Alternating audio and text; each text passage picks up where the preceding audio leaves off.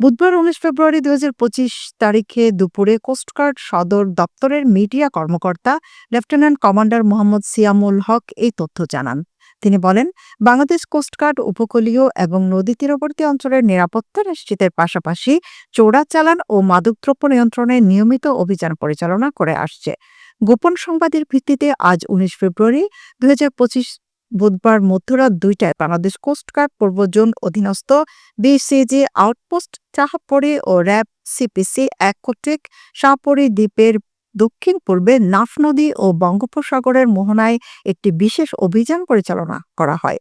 অভিযান পরিচালনাকালে একটি সন্দেহজনক ইঞ্জিন চালিত কাঠের বোটকে আভিযানিক দল কর্তৃক থামার সংকেত দিলে তা অমান্য করে বোটটি পালিয়ে যাওয়ার চেষ্টা করে।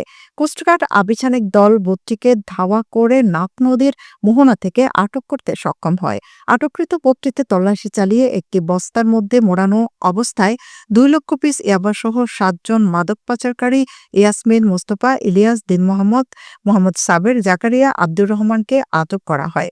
আটককৃত সকলেই কক্সবাজার রোহিঙ্গা ক্যাম্পের সদস্য।